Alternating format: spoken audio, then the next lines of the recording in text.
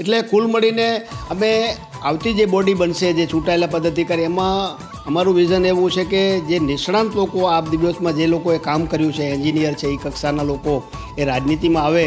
અને તમારા માધ્યમથી હું સમાજના બધા લોકોને કહું છું કે સારા લોકો, પ્રામાણિક, સ્વચ્છ લોકોએ રાજનીતિમાં આવવું જોઈએ. ભલે લોકોને લાગતું હોય કે આ રાજનીતિ બહુ ખરાબ છે, એવું નથી. સારી રીતે કામ કરનાર લોકો આવે તો રાજનીતિ શુદ્ધ કરવાનું નરેન્દ્રભાઈનું જે સપનું છે એ પણ અમે અમારા પ્રયત્નો, અમારું કેન્દ્રીય નેતૃત્વ, રાજ્યનું નેતૃત્વ, અમે પણ જિલ્લા તરફથી અમારા સતત પ્રયત્ન હોય છે કે પાર્ટીમાં સ્વચ્છ, સારા, છબીવાળા લોકો આવે. જે કંઈ નાનું મોટી જે ઓછું છે, એ જે રહી ગયું છે, ક્યાંક નાના મોટા જમીનમાં ખેડૂતોના પ્રશ્નો છે, એને કારણે લાઇનમાં વળતરના પ્રશ્નો છે, એ બધામાં પણ કિસાન સંઘને સાથે રાખીને એને સાથે મળીને આ ખાસ કરીને પાણી કચ્છનું સૌથી મોટી, તેમાં ખાસ કરીને પશ્ચિમ કચ્છમાં આવે, એ ત્વરિતતાથી પાણી આવે એના માટે અમે પ્રયત્ન કરવાના છે. સ્વાભાવિક જ છે, કોઈ પણ ચૂંટણી અમે હળવાશથી લેતા નથી હોતા. એટલે વિરોધી પક્ષ જે હોય અને એમની કોઈ ચર્ચા કરવાના, અમે અમારી લીટી લાંબી કરી અને અમે તો એમ જ કહીએ છીએ કે અમારું કામ જોઈને, અમારા કાર્યકર્તાઓની મહેનત જોઈને અમને લોકો વોટ આપે. નાના મોટા પ્રશ્નો હશે તો સ્વયં અમે પણ બધાને, જાહેર નાગરિકોને કહીએ છીએ, ભારતીય જનતા પાર્ટીનું કાર્યાલય એ હંમેશા સોમવારથી શનિવાર સુધી ખુલ્લું હોય છે. અમે પણ હોતા હોઈએ છીએ. નાના મોટા પ્રશ્નો અમારા આગળ લઈ આવે તો પણ અમને પણ રસ છે કે લોકો આવે, પાર્ટી કાર્યાલય આવે.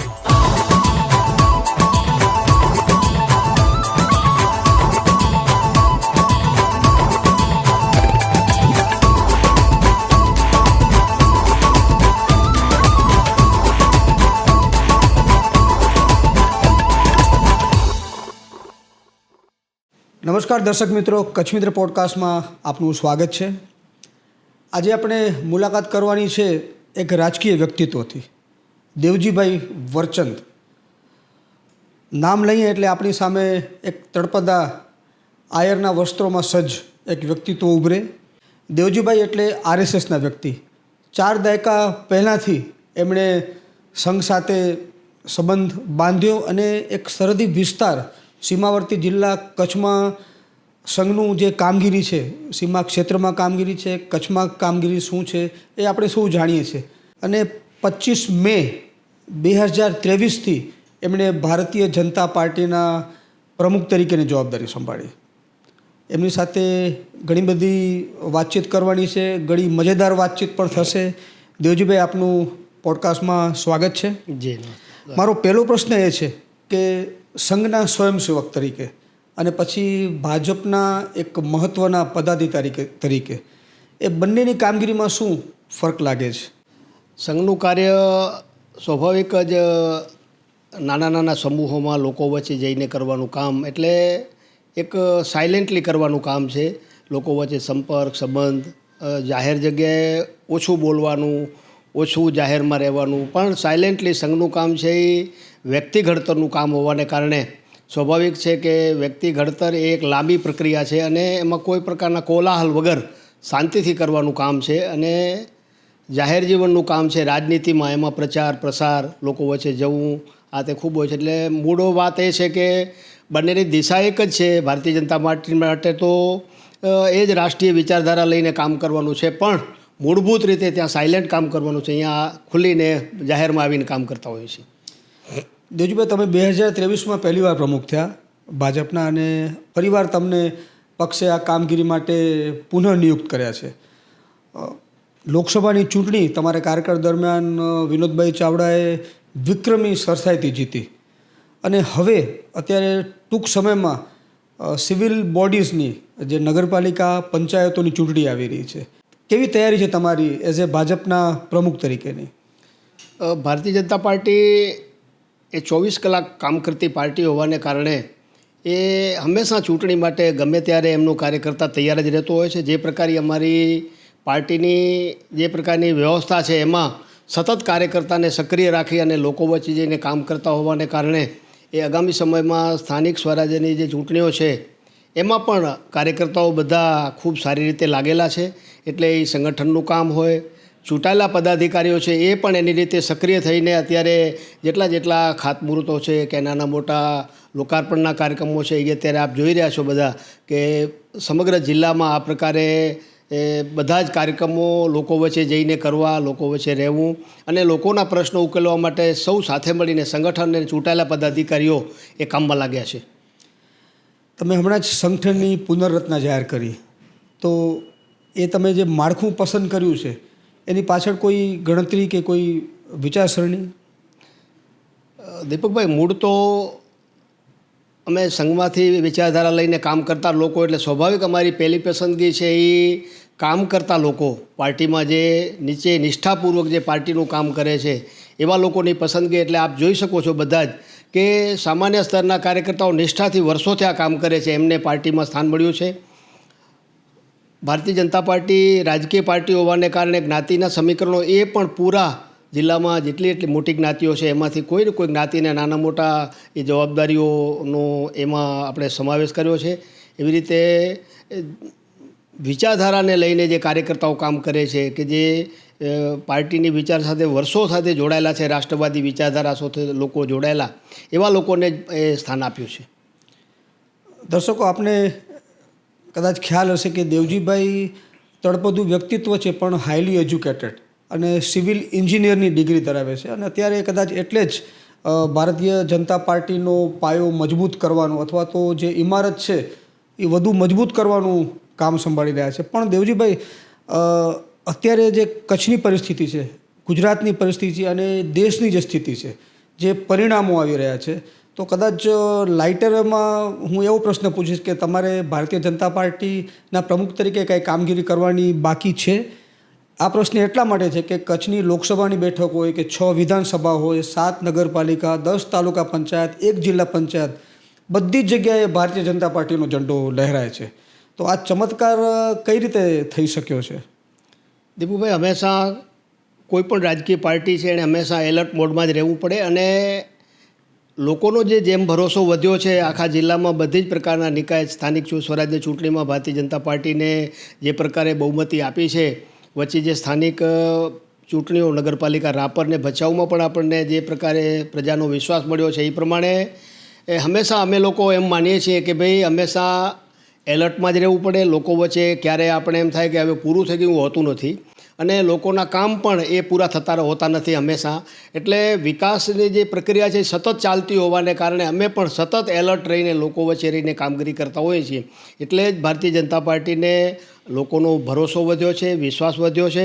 સાથે મળીને અમે કાર્યકર્તા ઘડતર એમાં પણ એ કેમ કરીને કાર્યકર્તા એ સારો નિર્માણ થાય એની પ્રક્રિયામાં અને નવી પેઢીના લોકો આવે એ પાર્ટીમાં, નવા લોકો અલગ અલગ સમૂહોમાંથી નવા લોકો આવે અને હંમેશા વહેતું પાણી ગંધાય નહીં, ખાબોચિયું ગંધાય. એટલે પાર્ટીમાં પણ સ્ટેગ્નન્સી ના આવે, નવા લોકો આવે તો સ્વાભાવિક જ છે એ પાર્ટીનું સંગઠનનો વિકાસ છે એ સ્વાભાવિક ક્રમમાં એ પછી ધીમે ધીમે લોકો એ ચૂંટાયેલા પદાધિકારીઓ પણ એમાંથી જ આવવાના છે. એટલે અમારું કામ હંમેશા એ સતત ચાલુ રાખીએ છીએ અને ક્યારે પણ એમ નહીં કે હવે એન્ડ આવી ગયો, પૂરું થઈ ગયું, એવું નહીં. હવે આપણે જે છે એમાં સતત કામ કરવાનું છે. એવું પાર્ટીનું અમારે ઉપરથી કેન્દ્રીય એ રાજ્ય લેવલનું નેતૃત્વ એ હંમેશા અમને એક જ વાત કે ભાઈ આપણે હંમેશા સક્રિય રહેવાનું છે, લોકો વચ્ચે રહેવાનું છે. નિઃસંદેહ કે જે સતત જીતતા હોય એની પાસે જનઅપેક્ષાઓ ખૂબ વધી જતી હોય છે. દેવજીભાઈ, આપ પક્ષના પ્રમુખ છો, તમે કોઈ જનપ્રતિનિધિ નથી, આમ છતાં તમારે લોકો સાથે સંપર્કમાં આવવાનું બનતું હોય છે.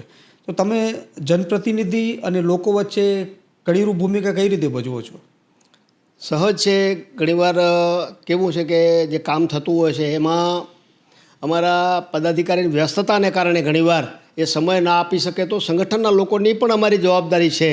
અને કોઈ પણ એવા પ્રશ્નો હોય કે જેમાં સરકાર સાથે રહીને, જાણે તમને એક વાત કરું, એક ભચાઉ તાલુકાના 8-10 ગામોનો કેનાલનો પ્રશ્ન હતો, લગભગ 5-6 વર્ષથી અટવાયેલો. અમારા પદાધિકારીઓ પણ પ્રયત્ન કરતા હતા અને એ રેલવે નીચેથી અને રોડ નીચેથી, કારણ કે સતત વ્યસ્ત હાઈવે હોવાને કારણે એ કામમાં દેરી થતી હતી. તો અમે બધા લોકોએ મુખ્યમંત્રીને રજૂઆત કરીને હમણાં જ એ પ્રશ્ન સોલ્વ થયો અને 11-12 ગામોને વાંઢિયા સાઈડમાં બધા જ ગામોને આ વખતથી પાણી મળ્યું છે, આ શિવાળુ પાક પણ લીધો છે. એટલે આવા નાના મોટા જ્યાં કામોમાં ચૂંટાયેલા પદાધિકારીઓ અમે સાથે મળીને કામ કરતા હોય છે પાર્ટીમાં, એને કારણે જ અને એ પણ સન્માનની સાથે એકબીજા કામ કરતા હોય છે. એટલે આવા નાના મોટા પ્રશ્નોમાં એવા ઘણા બધા કામો તમને કહી શકું કે સંગઠનને ચૂંટાયેલા પદાધિકારીઓ બંને સાથે મળીને એ અમે કરતા હોઈએ છીએ. છેલ્લા 5 વર્ષમાં તમે જે જવાબદારી સંભાળો છો એ ગાળા દરમિયાન કચ્છના ઘણા બધા કામો થયા છે અને નર્મદા યોજનાના કામો બહુ મહત્ત્વના છે. લોકોની અપેક્ષા એટલા માટે વધતી હોય છે કારણ કે પાણી મુખ્ય જરૂરિયાત છે.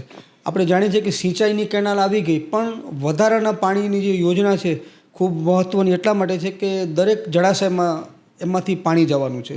તો આ કામગીરી ક્યાં પહોંચી છે અને એના માટે કાંઈ વિશેષ રજૂઆત કે કોઈ પ્રયત્ન કર્યા છે? જે કંઈ ત્રણ જે લિંકો છે આપણી હાઈકન્ટુ લિંક, નોર્થ લિંક અને સધર્ન લિંક, આ ત્રણેય લિંકોનું કામ અત્યારે લગભગ એ 70-80% આજુબાજુ એ કામ પહોંચ્યું છે. એટલે નજીકમાં જ એકાદ વર્ષમાં એ બધી લિંકોના એમાંથી પાણી જે જવાનું છે એ આવવાનું છે, બધા સરોવરો ભરાવાના છે. એ દિશામાં અમે સતત હમણાં જ અમે થોડા દિવસ પછી અમે બધા ધારાસભ્યો, સાંસદ અને મુખ્યમંત્રીને મળવાના છીએ. જે કંઈ નાનું મોટું જે ઓછું છે એ જે રહી ગયું છે, ક્યાંક નાના મોટા જમીનમાં ખેડૂતોના પ્રશ્નો છે, એને કારણે લાઇનમાં વળતરના પ્રશ્નો છે, એ બધામાં પણ કિસાન સંઘને સાથે રાખીને એને સાથે મળીને આ ખાસ કરીને પાણી કચ્છનું સૌથી મોટી, તેમાં ખાસ કરીને પશ્ચિમ કચ્છમાં આવે એ ત્વરિતતાથી પાણી આવે એના માટે અમે પ્રયત્ન કરવાના છીએ. ભારતીય જનતા પાર્ટી શિસ્તબદ્ધ પક્ષ તરીકે જાણીતી છે. હવે નગરપાલિકા કે પંચાયતમાં જે નવા સભ્યો ચૂંટાશે, ચૂંટાયા પછીની એમની ફરજ કે એમની જે જવાબદેહીતા કે ઉત્તરદાયિત્વ માટે કોઈ નીતિ નિર્ધારણ આપે કર્યું છે? અમે અત્યારે જે અમારા જે અત્યારે કામ કરી રહ્યા છે પદાધિકારીઓ છે ચૂંટાયેલા કે સંગઠનમાં, એમનો એક રિપોર્ટ કાર્ડ બનાવ્યો છે. એ કેવી રીતે બેઠકોમાં હાજરી આપે છે, એ નગરપાલિકાની જે કામગીરી છે એમાં કેટલી હાજરી આપે છે, એ રિપોર્ટ કાર્ડના આધારે અમે આગામી ચૂંટણીમાં જે કંઈ જેમને ફરી રિપીટ કરવા જેવા છે કે નથી, સમાજમાંથી નવા લોકો આવે અને જે આવા વિષયમાં નિષ્ણાંતો હોય એ આવતા હોય તો અમે એને એ પણ આવકાર્ય છે. એટલે કુલ મળીને અમે આવતી જે બોડી બનશે, જે ચૂંટાયેલા પદાધિકારી, એમાં અમારું વિઝન એવું છે કે જે નિષ્ણાંત લોકો આ દિવસમાં જે લોકોએ કામ કર્યું છે, એન્જિનિયર છે, એ કક્ષાના લોકો એ રાજનીતિમાં આવે. અને તમારા માધ્યમથી હું સમાજના બધા લોકોને કહું છું કે સારા લોકો, પ્રામાણિક, સ્વચ્છ લોકોએ રાજનીતિમાં આવવું જોઈએ. ભલે લોકોને લાગતું હોય કે આ રાજનીતિ બહુ ખરાબ છે, એવું નથી. સારી રીતે કામ કરનાર લોકો આવે તો રાજનીતિ શુદ્ધ કરવાનું નરેન્દ્રભાઈનું જે સપનું છે એ પણ અમે અમારા પ્રયત્નો, અમારું કેન્દ્રીય નેતૃત્વ, રાજ્યનું નેતૃત્વ, અમે પણ જિલ્લા તરફથી અમારા સતત પ્રયત્ન હોય છે કે પાર્ટીમાં સ્વચ્છ, સારા છબીવાળા લોકો આવે. એટલે આગામી ચૂંટણીમાં પણ એવા સારા સ્વચ્છ છબીવાળા લોકોને અમે પ્રાધાન્ય જરૂર આપશું. આપ કદાચ એવા નસીબવંતા પ્રમુખ છો કે જ્યારે કચ્છનો સુવર્ણ દાયકો શરૂ થયો છે અથવા તો સુવર્ણ સમય ચાલી રહ્યો છે. આપણે જાણીએ છીએ કચ્છ જે રીતે વિકસી રહ્યું છે, મુન્દ્રા સાઈડ હોય કે પૂર્વ કચ્છ હોય, ઇવન પશ્ચિમ કચ્છમાં પણ ઉદ્યોગો છેક છેવાડાના વિસ્તાર સુધી પહોંચ્યા છે. જેમ ડેવલપમેન્ટ થાય છે તેમ એની સાથે પ્રશ્નો પણ ઉદ્ભવતા હોય છે. ગાંધીધામ વિસ્તારને, ગાંધીધામને મહાનગરપાલિકા મળી, પણ જે કચ્છનું પાટનગર ભુજ એ લાંબા સમયથી મહાનગરપાલિકા બનવાનું સપનું સેવી રહ્યું છે, એની લાયકાત પણ છે. તો આના માટે લોકો કેવી અપેક્ષા રાખી શકે? મને ચોક્કસ વિશ્વાસ છે. અમને અમારા સન્માનીય મુખ્યમંત્રીએ પણ અમારા અહીંયાના સ્થાનિક ધારાસભ્ય કેશુભાઈના સતત પ્રયત્ન, અમારા સાંસદ વિનોદભાઈના પ્રયત્ન, અમારા પ્રદેશના મહામંત્રી અનિરુદ્ધભાઈના પ્રયત્ન, બધાના પ્રયત્ન છે કે ભાઈ જેટલું બને એટલું જલ્દીમાં જલ્દી આપણે ભુજને મહાનગરપાલિકા બને, એટલે એના માટેના બધા પ્રયત્નો છે. અમને જે મુખ્યમંત્રી સાથે વાત અમે બધા જાહેરમાં નહીં કરી શકીએ, પણ અમને વિશ્વાસ છે કે નજીકના ભવિષ્યમાં જ એ ભુજને પણ મહાનગરપાલિકા મળે એવા ઉજળા સંજોગો છે. અને જે પ્રકારે મૂળ વાત એ છે કે મહાનગરપાલિકાના આવતા આજુબાજુના ગામો સંમતિ આપે તો સ્વાભાવિક જ છે કે સોનામાં સુગંધ પડે. એટલે અમારા પ્રયત્ન છે કે આજુબાજુના ગામોમાંથી પહેલી સંમતિ લઈએ, સરપંચને ગામનું સંમત થઈને અમને મહાનગરપાલિકામાં જોડાવાનું જો મળે તો ઉત્તમ થાય. ઘણી જગ્યાએ ગુજરાતમાં પ્રશ્નો બન્યા છે કે મહાનગરપાલિકા ઘોષિત કર્યા પછી એ ઘણા બધા કોર્ટમાં ગયા છે. આવા વિષય ના બને એટલા માટે એ તકેદારી રૂપે આવા મોરથી જ આગોતરું એ અમારા સાહેબ, મુખ્યમંત્રી સાહેબનું સૂચન છે. સૌને સાથે રાખીને બધાની સંમતિ બને પછી આપણે કરીએ, એટલા માટે એ પ્રક્રિયા પણ ચાલુ જ છે. દેવજીભાઈ, ઘણી બધી બાબત એવી હોય છે કે લોકોની નજર સામે હોય. આપણે ભુજોડી પુલ, આજે તો પુલ બની ગયો છે અને ધમધમતો ત્યાંનો વાહન વ્યવહાર એની ઉપર છે, પણ વર્ષો નીકળી ગયા. આજે એક દાખલો આપું, ભુજનો કૃષ્ણાજી પુલ જે મોરબીમાં પુલ દુર્ઘટના થઈ અને પછી ભુજ બહુ નાનું સિટી છે, એના રસ્તા અંદરના રસ્તા બહુ સાંકડા છે. તમે કૃષ્ણાજી પુલનો વિસ્તાર પણ જોયો હશે. તો લોકોને એક મનમાં સવાલ થાય છે કે આટલા 2-3 વર્ષ થઈ ગયા છતાં આ કામ કેમ નથી થતું. એવી જ રીતે ભુજનું જે ડીપી રોડ અમુક કાઢવાના છે, જે સરકારમાંથી કદાચ મંજૂર થઈ ગયા છે પણ એ આગળ વધતું નથી. એમ ટ્રાફિક પ્રશ્ન છે, ટ્રાફિક પ્રશ્ન આખા કચ્છનો છે. તો આના માટે એવી અપેક્ષા રહે કે પક્ષના પ્રમુખ તરીકે તમે કોઈ ભૂમિકા ભજવો કે એનો કોઈ ઝડપથી ઉકેલ આવે.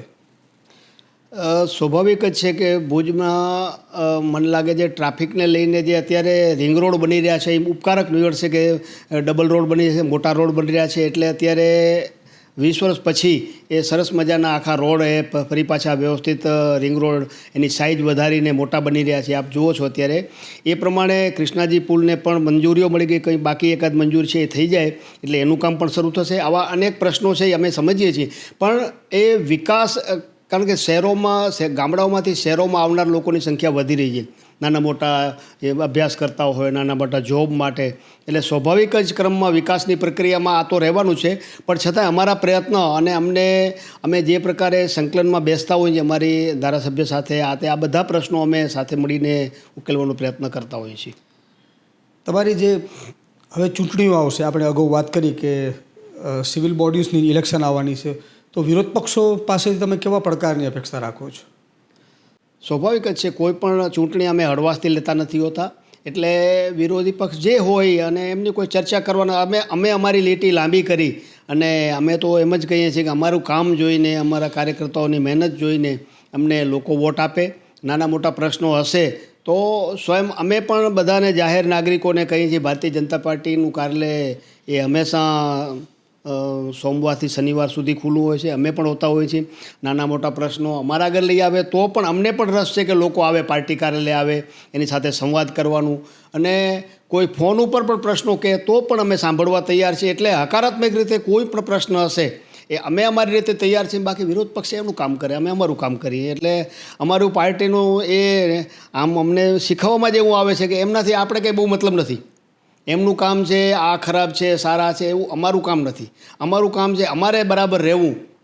એના માટે અમે સતત પ્રયત્ન કરીએ, અમને અપડેટ કરતા રહીએ, અમે સારું બનીએ, સારું કામ કરીએ, એના માટે સતત કરતા હોઈએ છીએ. વિરોધ પક્ષનું કામ કરે એ અમારે એથી બહુ કંઈ લેવા દેવા એનાથી બહુ નથી. એમ રાજકારણમાં આવનાર લોકો ઘણા સપના જોતા હોય, ઘણી અપેક્ષા રાખતા હોય છે.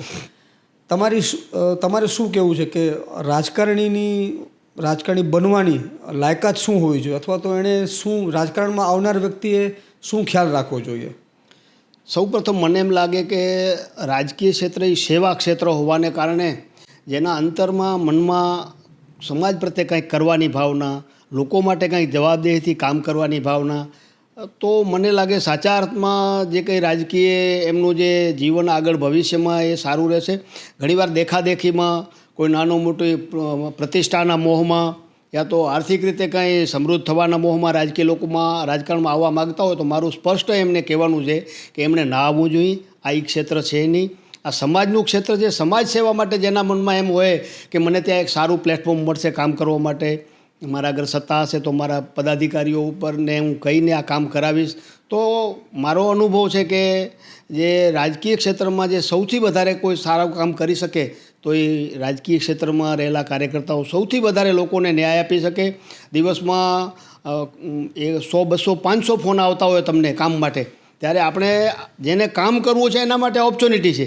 એટલે આનંદ આવે કે આપણે કેટલા લોકોના, જે 100 લોકોના જીવનમાં આપણે સારું કંઈક કરી શકવાનો ભાવ.